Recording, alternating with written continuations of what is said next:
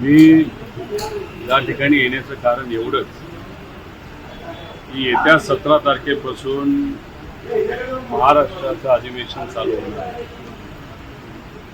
आमच्यासारख्या आमदारांची आणि महाराष्ट्राच्या नागरिकांची एवढीच अपेक्षा आहे की त्यांच्याबद्दलचे प्रश्न विचारा. मी सुद्धा त्यांच्याच विषयातले प्रश्न विचारणार आहे आणि त्या बाबतीतलं काही कागदपत्र हे मला इथं सबमिट करायची होती. कारण का लक्षवेधी पुढच्या काही दिवसांमध्ये घेणार आहे, त्यासाठी मी इथं आलेलो आहे. मी लोकांच्या साठी आलेलो आहे, स्वहितासाठी इथं आलेलो नाही. सर, एकनाथ शिंदे यांनी बंड केल्यानंतर आपण पाहतोय की राज्यात सत्ता कोसळली महाविकास आघाडी सरकारची. आता आपण पाहतोय की सेम अजित पवार देखील त्यांच्या पावलावर पाऊल ठेवत प्रत्येक कारवाई जी आहे ती त्यांच्यासाठीच करत आहेत. कुठेतरी एकनाथ शिंदे यांच्यामुळे चुकीचा पायंडा पडला असं म्हणायचं का? एकनाथ शिंदे साहेबांमुळे चुकीचा पायंडा पडलाय असं आपण म्हणणं योग्य नाही. बीजेपीमुळे चुकीचा पायंडा पडलाय हे बोलणं जास्त योग्य असं मला वाटतं. 2014 नंतर ज्या पद्धतीने महाराष्ट्राचं राजकारण बदलले, अतिशय खालच्या पातळीवर केलेलं आहे आणि गेल्या एका वर्षभरात तर ज्या ज्या गोष्टी आपल्याला बघायला मिळू नये अशा गोष्टी आपण सर्वांनी बघितलेल्या आहेत. बाळासाहेब ठाकरेंनी उभा केलेली पार्टी, तसंच आदरणीय पवार साहेबांनी उभा केलेली पार्टी, या दोन्ही पार्टी फोडण्याचा प्रयत्न आणि काही प्रमाणात यशस्वी सुद्धा बीजेपी झालेली आहे. या दोन्ही पार्टी महाराष्ट्राच्या हक्कासाठी आणि महाराष्ट्र धर्मासाठी काम करत राहिलेल्या आहेत आणि अशा रिजनल पार्टीला जर बीजेपी फोडत असेल तर हे कसलं राजकारण? तुम्ही सामान्य लोकांना सुद्धा विचारलं तर ते म्हणतील मतदान करून चूक केली. तसं माझ्यासारख्या नवीन आमदारांना वाटतंय की राजकारणात येऊन चूक झाली. कारण का आम्ही विचार करत असताना चव्हाण साहेबांचं राजकारण बघितलंय, वाचलंय, तसंच साहेबांचं बघितलेलं आहे आणि तसंच राजकारण असेल अशी आमची अपेक्षा होती, पण तसं काही दिसत नाही. तर शेवटी चांगले दिवस आणण्यासाठी लढावं तर लागेलच. संघर्ष हे महाराष्ट्राच्या नशिबी लिहिलेलं आहे. आम्ही मराठी लोक आहोत आणि महाराष्ट्रातली लोक हार मानत नाही, लढतात, एवढंच माहिती आहे. अजितदादांनी बंड केलं, या बंडामागचं कारण काय? अजितदादांवर अन्याय होत होता का? आता जे सध्याचं जे राजकारण चाललंय, अजितदादांनी काल बंड केल्याच्या नंतर पुन्हा हा एकमेकाची खेचाखिची आमदार विधानसभा अध्यक्ष प्रांत अध्यक्षाची नियुक्ती रद्द करण्यात आलेली आहे. आज नाशिकची बातमी आहे की तिथं कार्यालय ताब्यामध्ये घेतले. अशा जर घटना वाढत गेल्या तर एकंदरीत काय खेचाखेची आज काय चालली याच्यापेक्षा येणारं इलेक्शन कसं असेल आणि त्यातली भाषणं कशी असतील याच्यावर खरं तर अभ्यास करण्याची जरूरत आहे. भाजप हे शिंदे गटातले जे काही नेते आहेत, जे आता सत्तेमध्ये आहेत, मंत्री आहेत, त्यांच्याबद्दल आधीची त्यांची भूमिका आणि आत्ताची भूमिका याच्यात फरक आहे. त्यांच्याबद्दल आता काय बोलणार? बोलता तर येणार. राहिला प्रश्न राष्ट्रवादीचा. राष्ट्रवादीवर अनेक वेळा आणि खास करून जे नेते आता मंत्रिपदामध्ये आहेत राष्ट्रवादीकडनं, असं आपल्या सर्वांना टीव्हीच्या मदतीने बघायला मिळेल, त्यांच्या विरोधात त्यांना बोलता येणार. मग बोलणार कोणाच्या विरोधात? तर फक्त व्यक्तिगत उद्धव ठाकरे साहेबांच्या विरोधात, आदरणीय पवार साहेबांच्या विरोधात, काँग्रेसच्या विरोधात, म्हणजे राहुल गांधीच्या विरोधात. म्हणजे व्यक्तीच्या विरोधात ते बोलणार. तर ज्या ज्या पूर्वी केलेलं ॲलिगेशन आहेत आणि आत्ता असणारे ॲलिगेशन, आता ह्याच्यामध्ये खूप मोठा फरक आहे. त्यामुळे इलेक्शन कसं राहणार आहे हे बघावं लागेल.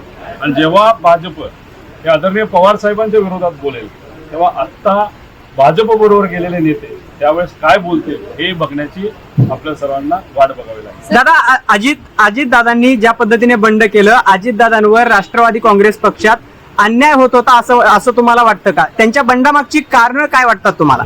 आदरणीय अजितदादा एक मोठे नेते आहेत आणि पवार कुटुंबातले आहेत.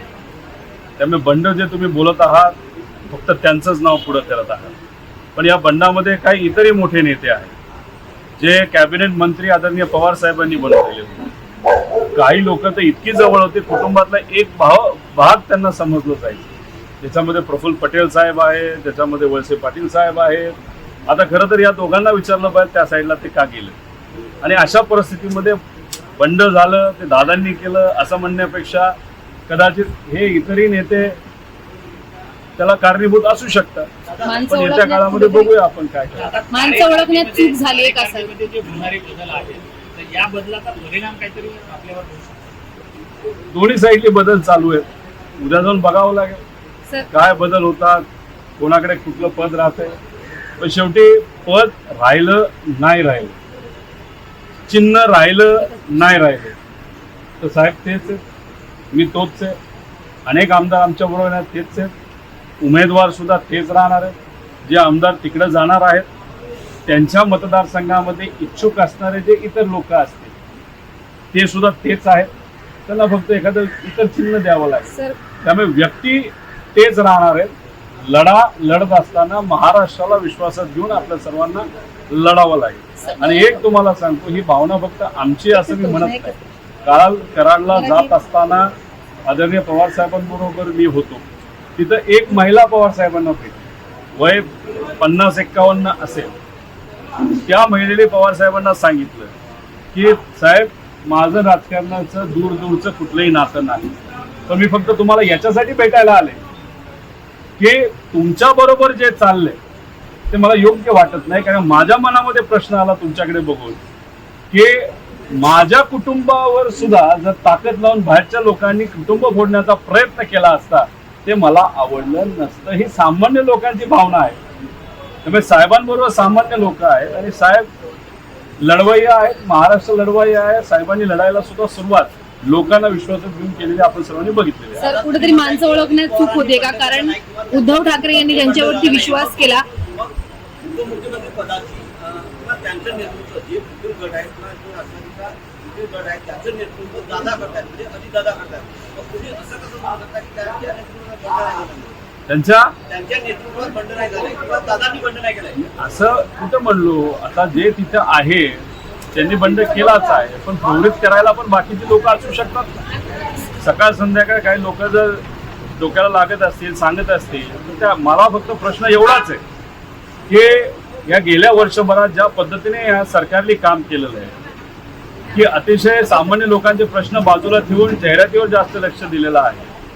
तर या सरकारच्या विरोधात वातावरण लोकांच्या मनामध्ये असताना, इलेक्शनला 1 वर्ष फक्त राहिलं असताना आणि सहसा आपण काय बोलतो, जो विरोधी पक्ष नेता असतो तो उद्याचा मुख्यमंत्री असतो आणि मी सुद्धा म्हणलेलो आहे की दादा मुख्यमंत्री होऊ शकतात. कारण वातावरणच महाराष्ट्रातलं इतकं खराब झालंय आणि लोकांनाच बदल पाहिजे. येत्या काळामध्ये जो बदल होणार असेल आणि आपलं सरकार येणार असताना सुद्धा जर आज आपण वेगळं जात असतो आणि वर्षभरासाठी जात असतो आणि सत्तेत जात असतो, त्याचं कारण काय हे लोकांना कळत नाही.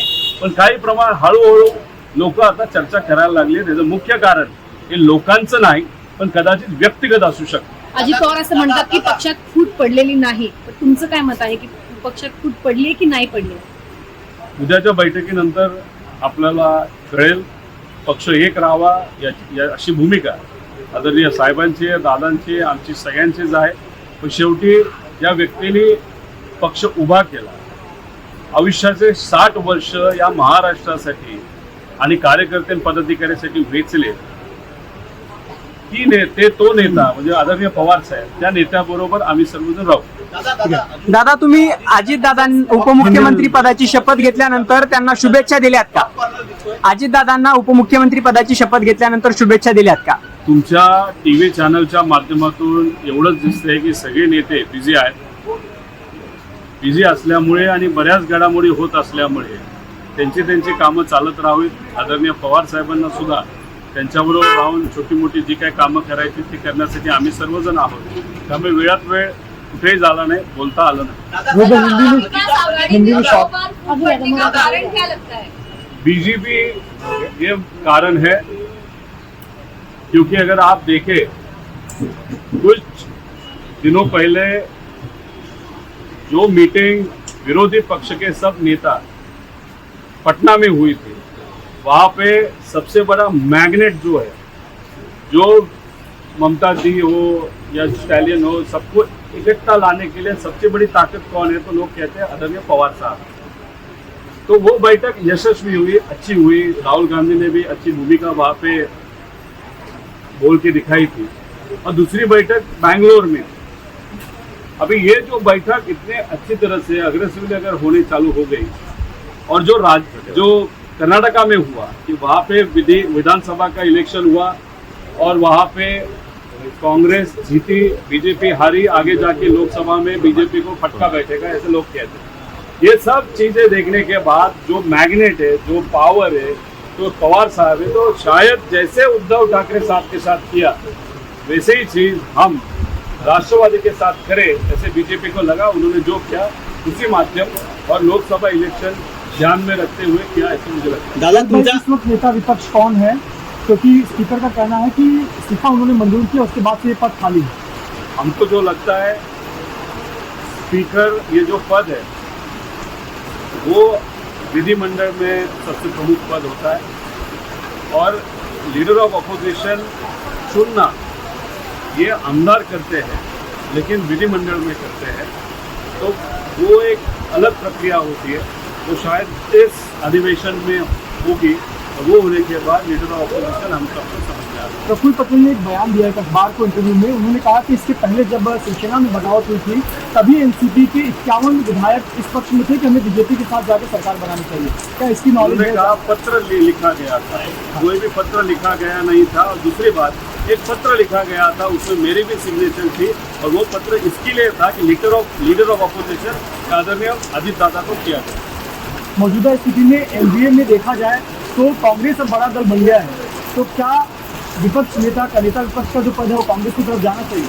राष्ट्रवादी के पास ये सब होने के बाद पार्टी किसके साथ रहती है और किसके साथ सबसे ज़्यादा एमएलए, वो शायद कल परसों समझ में आएगा। उसके बाद जो भी पार्टी जिसके भी पास सबसे ज़्यादा एमएलए है वही ऑटोमेटिकली शायद, जो मुझे नॉलेज है, तो वो लीडर ऑफ अपोजिशन बन सकते हैं। दादा तुम्ही आमदारांसोबत संवाद साधताय त्यांचं नेमकं म्हणणं काय आहे? एकंदरीत तुम्ही परिस्थिती एकंदरीत हाताळताय तुम्ही?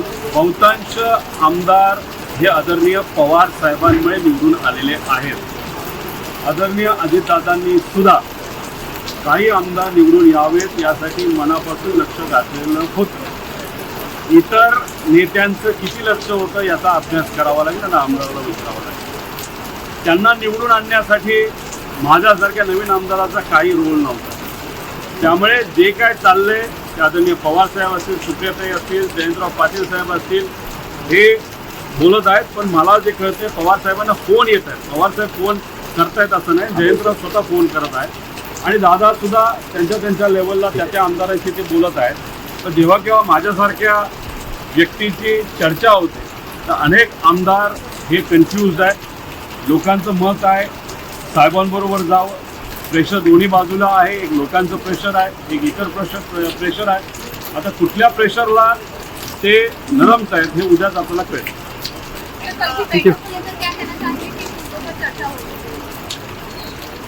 अभी आगे का प्लान क्या है उस बारे में शायद चर्चा कल होगी।